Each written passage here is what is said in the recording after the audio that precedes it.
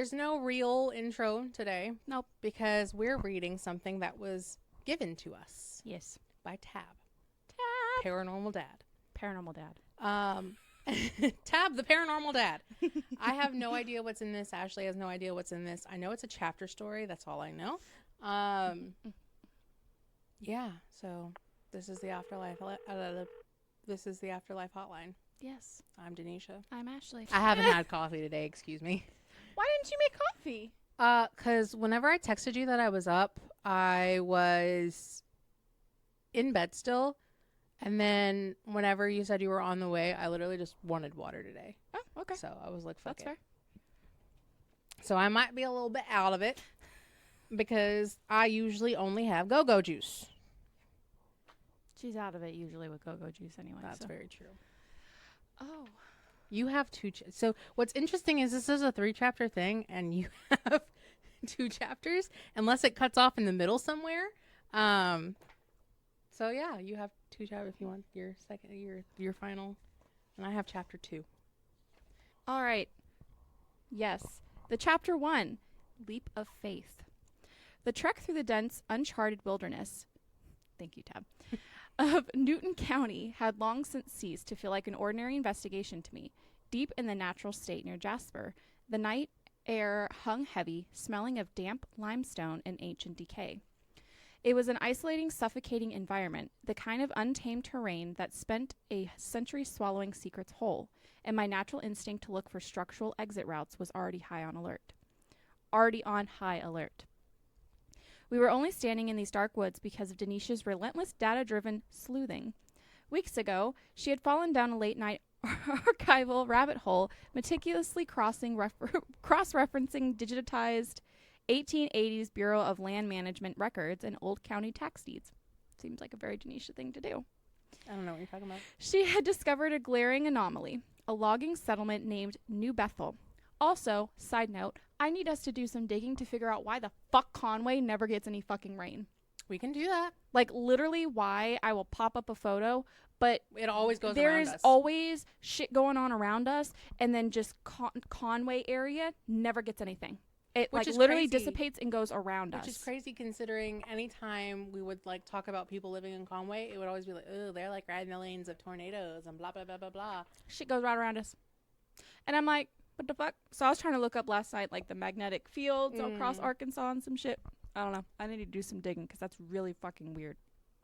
Anyway. A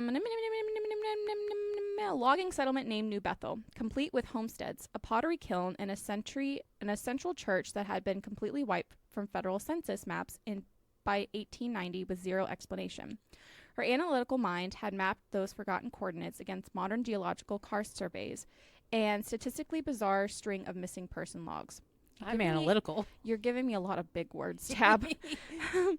The data points overlap perfectly. A massive limestone bluff shelf that had suffered a structural collapse during a flash flood well over a century ago, burying the settlement in rock and shale. New Bethel hadn't been abandoned. It had been entombed. Ooh. Lots of limestone. It's going to be lots of spooky shit. According to the overlays, we were standing right on top of the main structure, Denisha whispered, her tactical flashlight cutting through the swirling mountain mist. I adjusted my gear as our beams illuminated a grim sight. Rising out of the packed earth and shale like a row of broken, jagged teeth were the rotten timbers of a couple of roofless and top half of a stone church bell tower. God, I cannot read today. Well, it doesn't help that we usually are on computers. Yeah. We might next time you submit a story tab, dear Tab, maybe do double space, like the the double space, so that there's a little bit of gap between the words.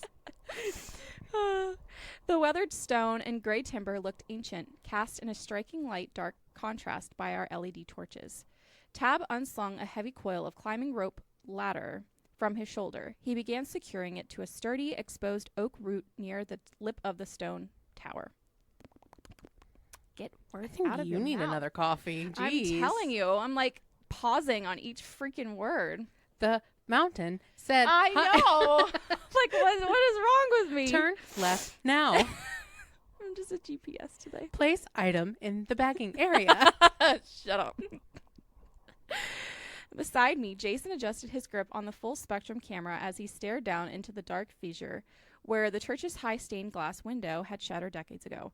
I'm just putting this out into the universe, he muttered, checking his battery indicators. If we slide down into this hole and find out those missing hikers were eaten by cave-dwelling cultists, I'm using Tab as a meat shield.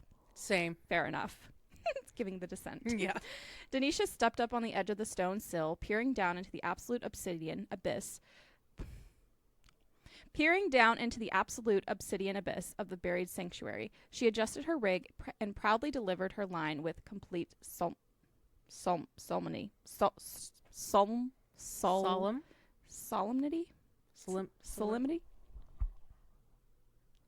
Solomon. I don't know. Tab. The Chamber of Secrets has been opened. Enemies of the air, beware. Beware. The three of us froze instantly. The ambient.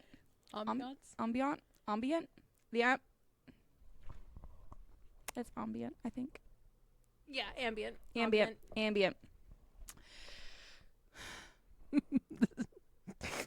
Take 3, mark it. I'm struggling today. The ambient rustle of the forest seemed to stop.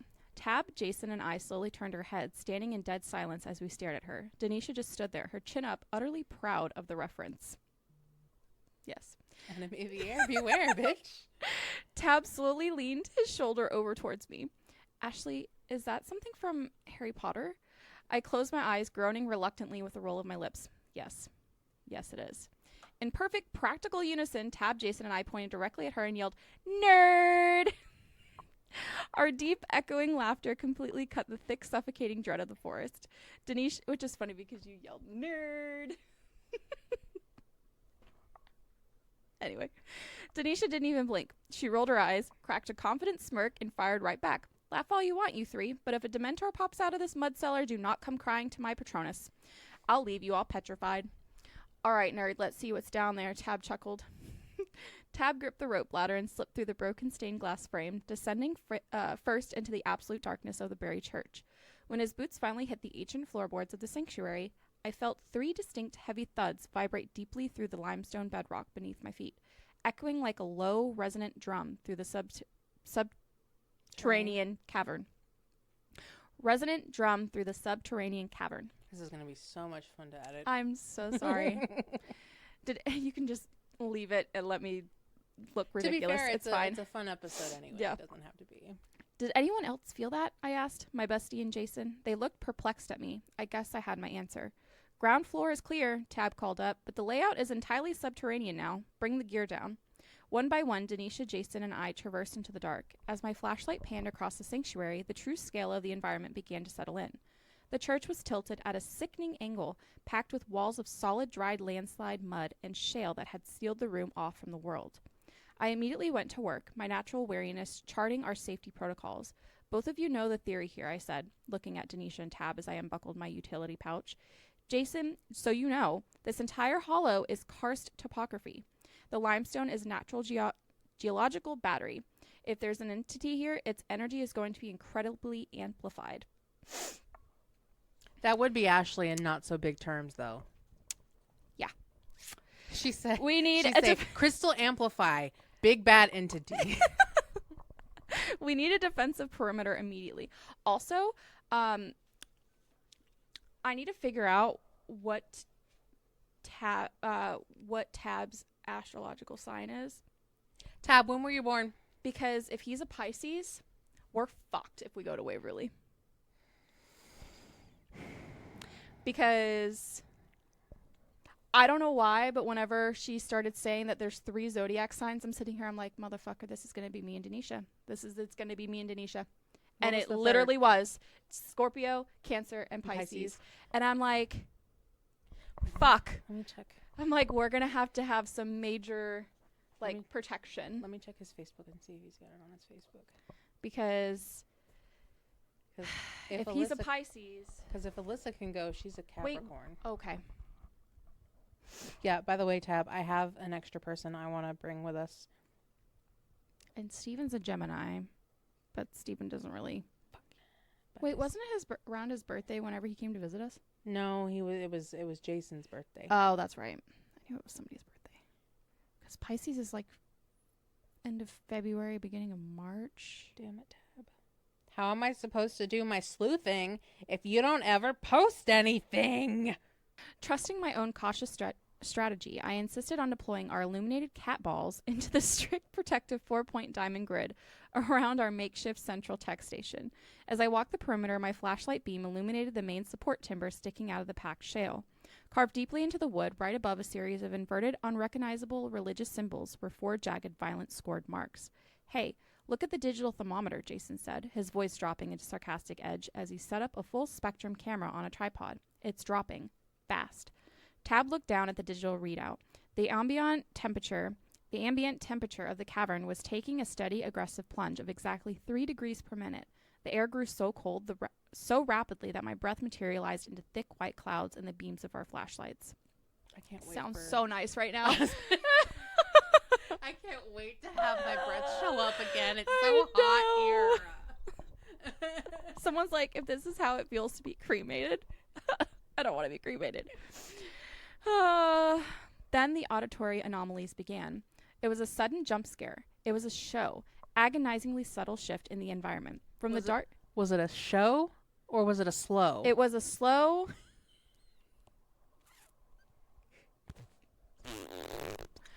It was a slow, agonizingly subtle shift in the environment. Now you know why it takes me so fucking long to read. From the dark, inaccessible corners of the mud-packed pews, a faint, disembodied whispering began to echo. It sounded like a phantom congregation answering a silent sermon shifting unpredictably across the limestone walls. Beneath the whispers, a wet, heavy sound vibrated through the floorboards, the unmistakable rhythmic sound of raw clay being violently kneaded in the dark. Ew. The audio track is redlining, Jason whispered, tapping the side of the full spectrum monitor. But the video line is ghosting. The frames are dropping out completely. Ashley, can you give me a hand with these cable connections? Something is messing with the signal. That would be a Denisha job, by the way. I've got it, I said, stepping over the tech table to help him troubleshoot the glitching hardware. Again, that would be Denisha. I would be like, I don't know what the fuck to do. As I leaned down to check the video inputs, my flashlight rolled off the table, the beam cutting down into a small hidden recess beneath the rotten timber structure. I froze. Nestled in the hollow space was a small, crude clay figurine. It was completely unbaked and still damp to the touch. I reached down, my fingers brushing the cold mud as I lifted it into the light. Why do I touch stuff? You would, though. I know. The moment I pulled it close, a heavy wave of cognitive dissonance hit my senses. The doll didn't smell like limestone or centuries of decomposition. Mixed directly into the earthy stench of the wet clay was faint, crisp, undeniable scent of Tab's cologne. There was absolutely no logical reason for that scent to exist in a sealed 1880s abyss. Tab, what do we need to know? No spraying cologne. Uh-oh. When's his birthday? Yeah, that was Alyssa. Damn it. My eyes widened as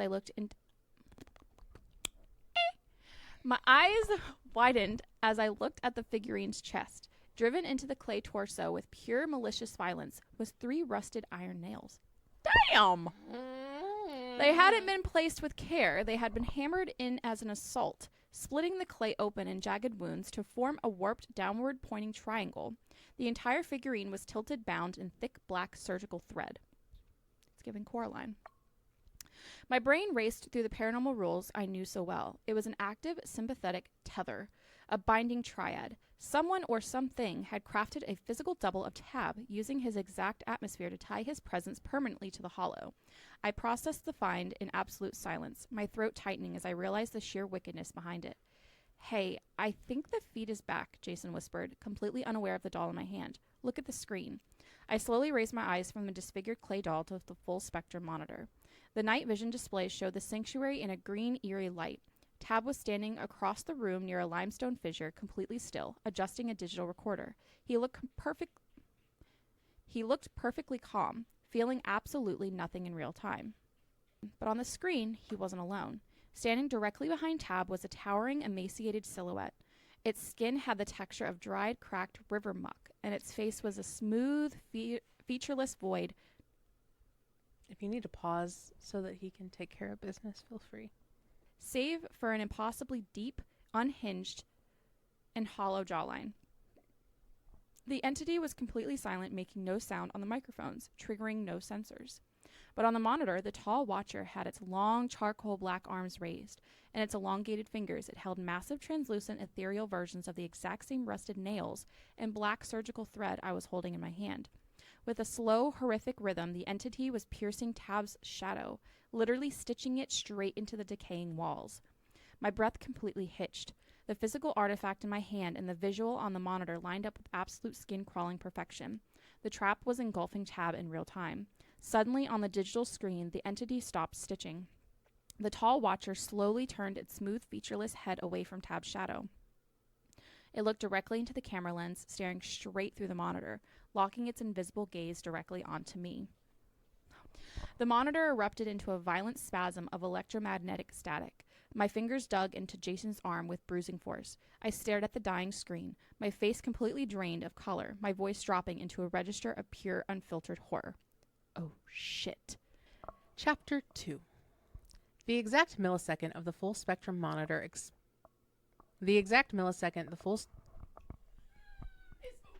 I feel like it should be that, not the exact. Didn't say that. No, it's fine. The exact millisecond the full spectrum monitor exploded into the wall of aggressive, flashing chaos, our makeshift tech station and the sanctuary around us plunged into a freezing absolute darkness. Oh, no. The only saving grace was the harsh, narrow beams of our handheld tactical flashlights cutting through a mist that had grown impossibly thick. Ashley, talk to me. What the hell did you see? I demanded my own vote. I don't think we're going to be able to split chapter 3 because this is my perspective. Ah, fuck. Okay. I demanded my own voice tight as my analytical brain frantically tried to calculate the sudden catastrophic shutdown. Every single piece of tech drained. Survival mode kicked in, and I began pulling out all of the backup batteries and power supplies, swapping out the dead ones that I could with fresh, fully charged batteries. Is that survival mode, though? Survival mode. Let's get the fuck out. I hooked up to the rechargeable ones. I hooked up to the rechargeable ones to multiple power banks. All of the tech.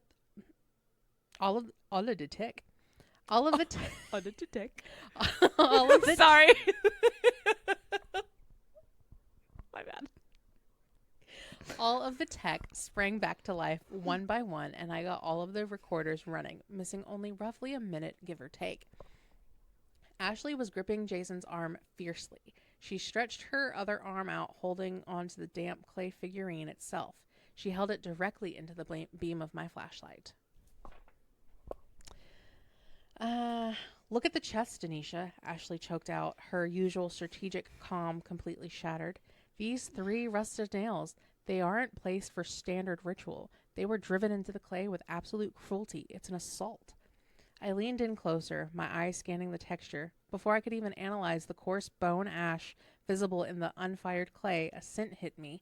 It didn't make a bit of damn sense. In a subterranean cavity sealed for over a century, the doll radiated a modern aroma of Tab's cologne. I jerked my head back. What the fuck, Ash? I asked, completely floored. Oh yeah, I'm calling you Ash now. It's an active sympathetic tether, Ashley explained, her voice trembling as she forced the rules of the paranormal world out into the freezing air. Damn it, Ashley. You rubbed off on me. This place isn't just haunted. Damn it. This place isn't just haunted, damn it. Sorry, I was looking at you through the corner of my eye. This place isn't just haunted, damn it. It's an active predatory system. It doesn't want to scare us. It's trying to acquire Tab. It wants to trap him here as a permanent resident. No. And it's executing a binding as we speak. Uh-oh. Jason was pacing the small, tight space of the enclosure, his flashlight beam shaking violently against the limestone walls. An acquisition? What do you mean, acquire him? Tab is standing right over there. Tab, tell me she's hallucinating. I can't leave this hole if the woods are going to start keeping track of us. Oh, no. He was violently wrestling with his fight-or-flight instinct, his logical mind desperately trying to find an exit strategy while his loyalty to the 3 of us kept his boots firmly planted in the mud. Firmly grasp it! Firmly grasp it! Across the room, Tab stood near the limestone fissure.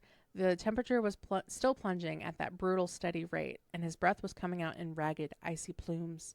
All right, ladies, Tab said, cutting through the damp chill. This is completely out of my wheelhouse. No.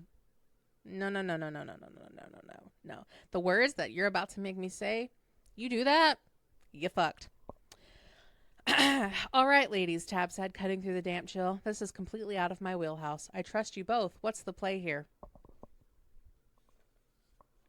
The fuck do you mean? No. I die in horror movies first. We can't just smash it, I said, the data clicking into place in my head. The limestone karst? I've never heard that word before. Okay. Is acting like a massive natural battery amplifying the entity's energy. The doll is the antenna channeling the current straight. Fuck my life, bro. The doll is the antenna channeling the current straight into your shadow. Yeah, I'm going to need double line spacing next, please. Because words are running together. Limes karst with a K? Yeah. A unique land type formed when slightly acidic rain slowly dissolves soluble bedrock like limestone over thousands of years. Oh.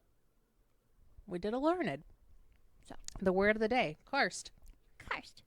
The doll is the antenna channeling the current straight into your shadow. If we shatter the clay or run across the wood line right now, the backlash could violently sever your energy from your body and you'll be trapped in this hollow for eternity. Denisha's right, Ashley agreed, trying to steady her breathing. But we have to neutralize that connection first. We need a counter agent to break the physical tether of that cologne scent, or an energy barrier we build won't hold. Tab didn't hesitate. Side pocket of my backpack, I carry a flask of holy water. Cleanse the mud. We'll need some holy water for Waverly. Yeah. We haven't announced that, by the way. Oh, by the way, we're going to go to Waverly. My bad. It's fine. Cut it out. No. Cut it.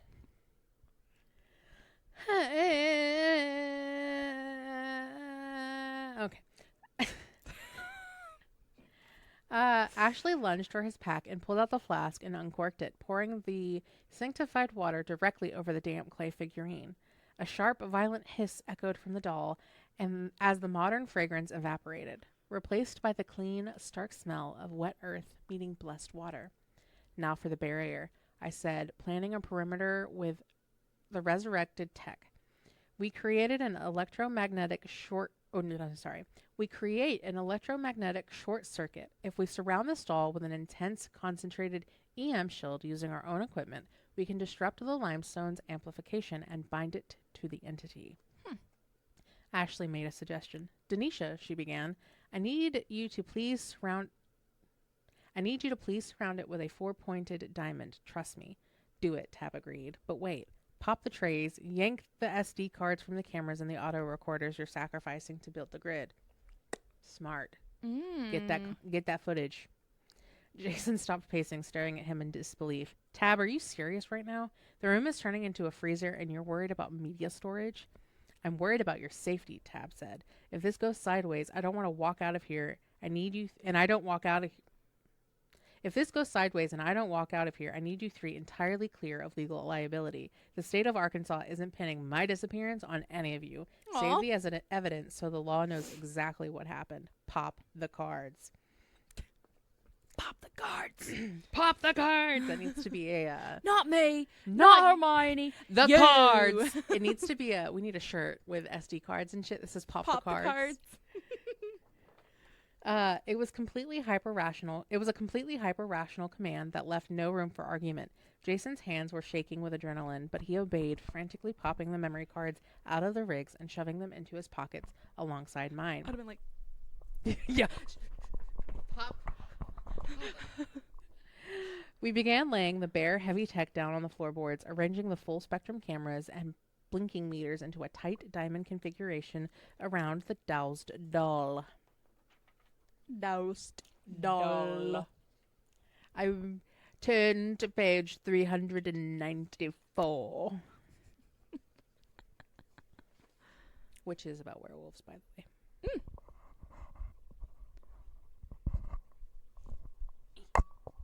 I slid the third piece of equipment into place, but my heart skipped a beat as I looked at the layout. Fuck, we're one node short to close the circuit. If we don't tie down this fourth corner, the loop won't hold. Uh-oh. Tab pulled out his cell phone and said, "Use this." "Are you crazy?" Ashley objected instantly. "That is your personal phone. It is deeply tied to your identity and energy. Dropping it into an active sympathetic loop will feed the entity, not block it. One step ahead of you. I'm factory resetting it as we speak," Tab said, his thumb already flying across the glass interface. "I'm wiping the slate completely clean. Nothing left but silicone and lithium. No accounts, no identifiers, no tether. It belonged to no one. Everything on it is already uploaded to our cloud network in real time before we lost the cellular signal, and all three of you have my last master login information just in case. This is a blank brick." Okay. Shit. Since you got your degree and everything.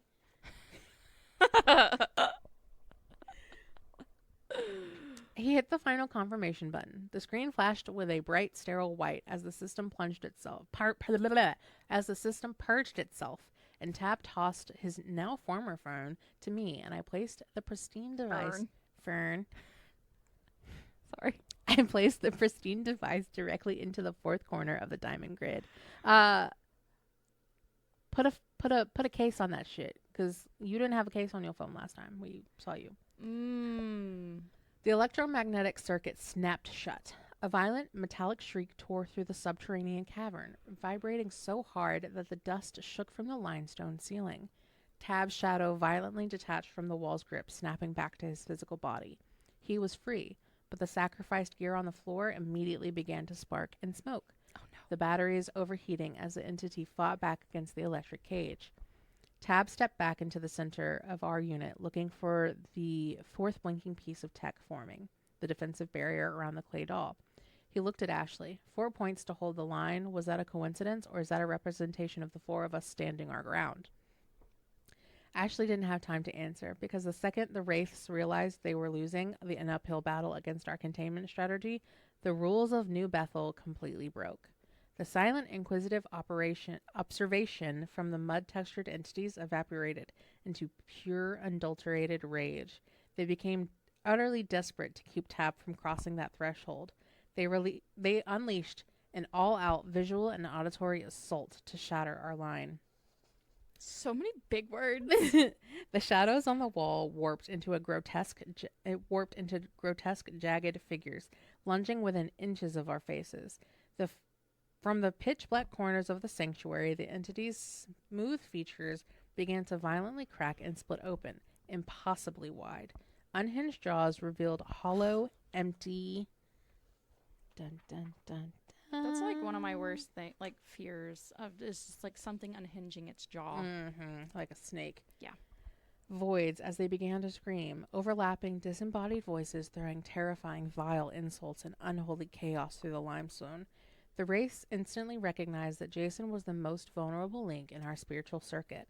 They zeroed in on him with a targeted, localized sensory assault. Oh no! The screaming condensed into a deafening roar right in his ears, and the shadows lunging in front of his lenses morphed into terrifying, personalized distortions designed to break his mind.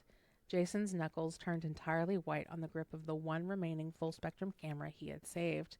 He was on the absolute precipice of dropping the gear and running for his life, his chest heaving at the physical weight of the malevolence pressed against him. But Tab stepped right into the line of his sight, placing a hand on each of Jason's shoulders, his voice steady, cutting through the demonic shrieks. "Look at me, Jason," Tab commanded, his presence completely securing the space. "Keep that lens steady. Denisha, Ashley, eyes on the exit path. Don't listen to the noise. It's just a desperate play because they know they've already lost the hold. We came here as a team of 4, and we're escaping this hollow as a team of 4. Step by step. Move." The determination in his voice galvanized us. No matter how revolting or terrifying the manifestations came, our unit remained unbroken. We began a deliberate march across the shaking floorboards, moving together through the screaming dark toward the base of the climbing rope. Tumbling out of that broken stained glass window felt like being violently reborn. I hit the jagged shale and rocky soil of the Newton County wilderness first, of the Newton County wilderness first, gasping for the crisp, cold mountain air as if I had been drowning. A second later, Denisha, then Jason scrambled out behind me, eventually followed by Tab. Behind us, the stone bell tower of New Bethel sat in absolute dead silence. The desperate, raging shrieks of the rats and the violent vibration of the limestone bedrock had stopped the exact moment our boots cleared the threshold of the buried church. The forest was still pitch black, but the suffocating, heavy malice that had pinned us to the cavern floor was gone. Everyone functional? Tab asked as he immediately began coiling the climbing rope. Physically? Yes, Jason breathed, leaning forward with his hands on his knees. Mentally? I am a shell of a man. What the fuck happened back there? Same, though. Let's move. Single file. Keep your lights on the path, Tab said, taking the lead. As we began the trek back through the dense brush toward the van. I have a problem with single file.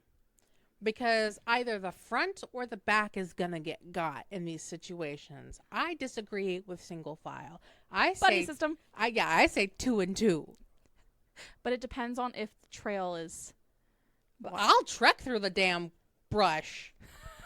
Tanisha said, ain't nobody getting got today. Nah, somebody is beside me. I know how this goes in horror movies. As we began the trek back through the dense brush toward the van, a strange shift occurred in our order. Motherfucker! As we began the trek back through the dense brush towards the van, a strange shift occurred in our order. Usually Jason would be practically stepping on Tab's heels to stay as close to the front as humanly possible after a terrifying encounter. But tonight, he lagged slightly toward the back of the line, with me. I kept my flashlight beamed on his path, watching him closely. During the absolute... Is he possessed? During the absolute height of the chaos below, when the entities had unhinged their jaws and targeted him with a localized sensory nightmare, Jason had looked like he was going to break. But right after Tab stood in front of Jason and got him to focus, I had watched a bizarre sudden wave of tranquility wash over him shortly after that. His breathing had slowed, his posture had relaxed, and his panic had almost vanished. You okay, Jay? I whispered as we stepped over a massive pine root. Back there, when they were screaming, you look like you found your peace pretty fast. I don't know, Ashley, Jason said quietly, staring ahead into the dark woods. I saw the rope, and I knew Tab had our backs. I felt safe. The fear just drained right out of me. I thought it was just adrenaline doing its job. We reached the clearing 20 minutes later. The safe, familiar silhouette of our van felt like a sanctuary. We climbed inside, the heavy doors slamming shut to lock out the Ozark night. And Tab cranked the engine. The heater clicked on, blowing warm air over our frozen faces as we began the long, winding drive down the mountain roads away from Jasper. What I'm getting from this is keep an eye on Jason. Honestly. The initial decompression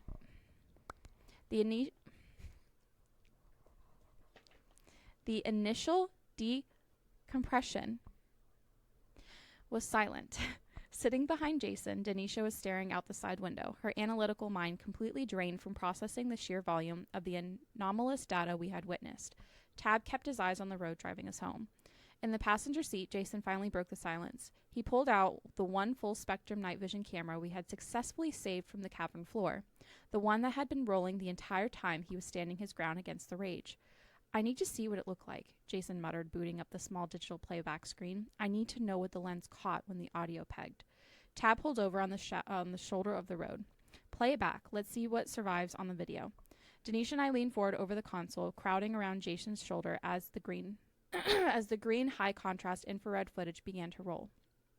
On the screen, the night vision captured the chaos of the sanctuary perfectly, because Jason had been panning the camera side to side to check the footing for the team as we retreated. The wide full-spectrum lens had captured a panoramic view of our unified march. But as the footage reached the moment where we were on our way to the rope, all three of us let out a collective sharp intake of breath. Jason hadn't been alone at the back. On the digital screen, moving with fluid, impossible grace through the labyrinth of the collapsing timbers directly ahead of Jason, was a towering, mud-textured specter. It was walking backward, perfectly clearing a path through the rubble for him. One of its elongated, clay-dusted arms was stretched straight back toward the camera lens, its long fingers gently opened, mimicking the exact gesture of holding Jason's hand to steady his balance through the dark. Every few seconds, the entity's smooth, featureless head would twist back, its recessed jaw relaxing slightly as it checked to ensure Jason was still locked onto its stride. What the hell? Jason whispered, his voice cracking as he stared at the screen. That it was leading me? Listen to the audio track, Denisha said, her analytical instincts flaring up through her exhaustion as she pointed at the speaker. Through the camera's directional microphone, the frantic crunch of our boots and the terrifying overlapping shrieks of the raging wraths filled the van's cabin. But then, on the screen, Jason stumbled slightly over a loose pile of shale. Beneath the chaotic static of the room, a low, incredibly resonant, and deeply protective hiss breathed directly into the microphone. I've got you. Jason's eyes went wide. I never heard that. I swear I never heard a damn word. It was a frequency drop, I murmured, a profound sense of awe washing over my lingering fear. It bypassed your ears and went straight into your subconscious. That's why you felt safe, Jason. It wasn't just adrenaline. You had a literal shield of protection guiding you out of that room. The footage reached its climax. On the screen, Denisha and I could be seen scrambling up to the broken stained glass window. Right before Jason climbed out, he had panned the camera back down toward the mud-packed sanctuary one final time. Standing beside Tab, unbeknownst to him, the towering mud-texture entity stood perfectly still at the base of the shale pile. Bathed in the green glow of the infrared light, it slowly and gracefully raised one long clay-dusted hand in a quiet, unmistakable gesture of farewell. It lowered its head, bowing in the profound show of respect for a unified strength as a team, and then gently, beautifully evaporated into the limestone mist. The video cut to the static of the outside forest, and the playback ended. Jason slowly closed the camera screen, his hand trembling slightly in the modern daylight of the van's dashboard. He didn't look back at us. He just looked down at his own right hand. The hand he thought he had been white-knuckling the camera grip in a fit of terror, but had actually been anchored by a century-old protector. So he was holding on to the hand of that versus the camera. The realization hit us all without another word being spoken. New Bethel was a predatory, malevolent trap designed to ingest the living, but even in the deepest, most corrupted dark of the abyss, a shred of human decency had survived the clay to guide a terrific skeptic back to the light. Tab caught my eye in the rearview mirror as he navigated the van back to the highway. So Ashley, Tab said, quietly, his wit perfectly intact as he broke the heavy spell in the van, asking, how are you grading Denisha's latest coordinate drop? I leaned my head back against the seat, looking over at Denisha to my right, and tossed out a tired sigh. Denisha, next time I'm picking the location, I said. That kicked our asses. Denisha let out a dry chuckle, finally turning her head from the window, her classic confidence filtering back through her sheer exhaustion. Oh, please. Your idea of a high-stakes location is a house with a slightly squeaky screen door, registered with the Historical Preservation Society. I guess we're going to the Haunted Mansion at Disney World.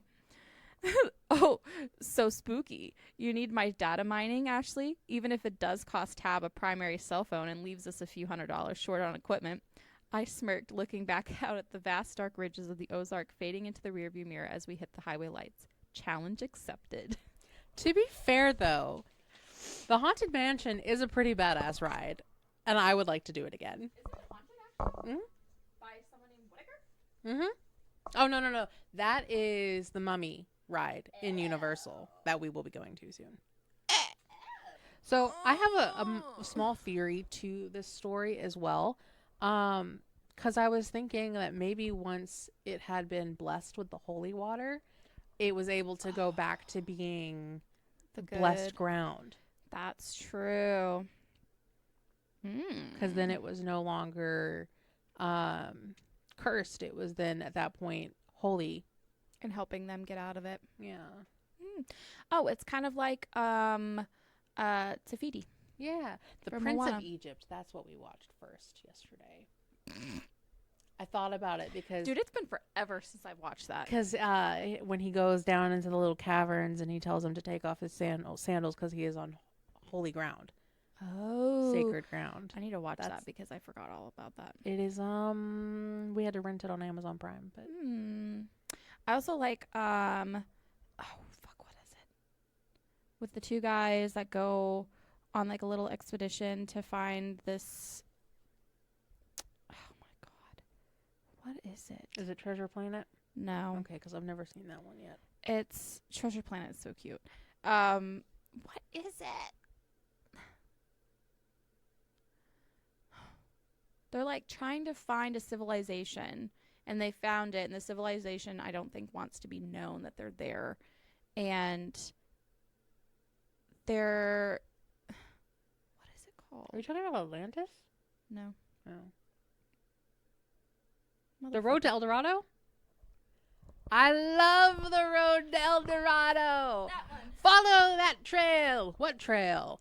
That trail. Yes. On the trail we pray. Yeah, I love El Dorado. Did I get the concept correct? Yes. Okay. They're trying to find the city of lost gold, but the city of lost gold doesn't necessarily want to be found. Yeah, because they're like through a little what the Yeah, call? and then the I think it's the Spanish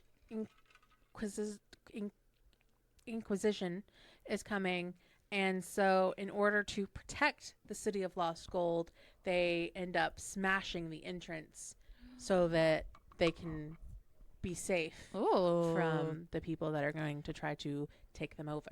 Yeah. Because they were originally wanting to find it, but then they're like, oh, fuck. Mm. And they had change of heart, and they're like, oh, Mhm. never mind. Let's help because it's them. Miguel and Tulio. Like when they do this, they play like the soccer. Yeah, and Or then whatever it's it is. whenever they're I was always so jealous of how the girl looked. yeah, her hips. I know.